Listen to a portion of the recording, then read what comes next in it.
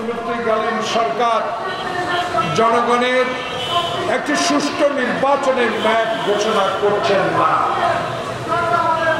অনেকেই বলছেন আগে সংসদ নির্বাচন, আগে উপজেলা ইউনিয়ন নির্বাচন হোক, গণপরিষদের নির্বাচন হোক। কিন্তু আমরা যারা অতীতে আন্দোলন সংগ্রামী ছিলাম, যারা হাসিনার কাছে যে অধিকারটুকু ফিরিয়ে আনার জন্য, ভোটাধিকারটা ফিরিয়ে আনার জন্য, দিনের ভোট দিনে করার জন্য, আর যেন 154 জন বিনা প্রতিদ্বন্দ্বিতা নির্বাচিত না হয়, সেই জন্য আন্দোলন করে বিএনপি থেকে 5,000 এবং জুলাই বিপ্লবে 1000 খানিক ছাত্রের যে রক্ত বিসর্জন দিতে হয়েছে, সেই ভোটাধিকারটা ফেরত চাইছি। আমরা আপনার কাছে অন্যায় কিছু চাচ্ছি। আপনি পৃথিবীর ইতিহাসে একজন গ্রহণযোগ্য ব্যক্তি, বাংলাদেশের মানুষ অবশ্যই আপনাকে গ্রহণ করেছে। আপনার কথা মানুষকে মুগ্ধ করে, আপনার চালচলন মানুষকে মুগ্ধ করে।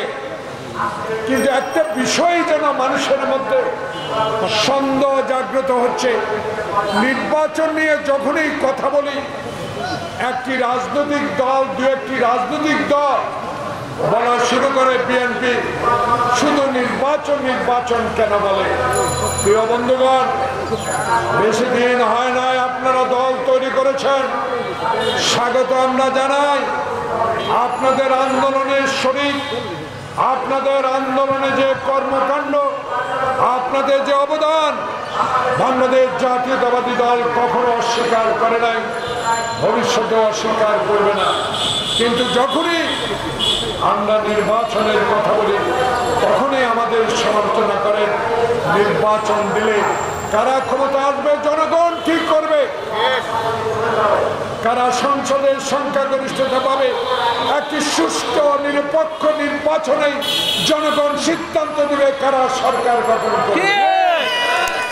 আমরা তো হাসিনার মতো জোর করে ক্ষমতায় যেতে চাই না। আমাদের নেতা তারেক রহমানকে উদ্দেশ্য করে অবৈধ সংসদে 2008 সালে আমি সেই সংসদের সদস্য ছিলাম।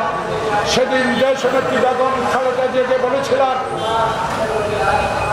আজকে মঈন ফখরুদ্দিনের এই ষড়যন্ত্রে পা দেওয়া যাবে না। যে মঈন ফখরুদ্দিন বেঈমানি করেছে, বাংলাদেশের জনগণের সাথে 3 মাসের কথা বলে, যারা 2 বছর বাংলাদেশে শাসন করে বাংলাদেশের অর্থনীতির মেরুদণ্ড ভেঙে দিয়েছিল,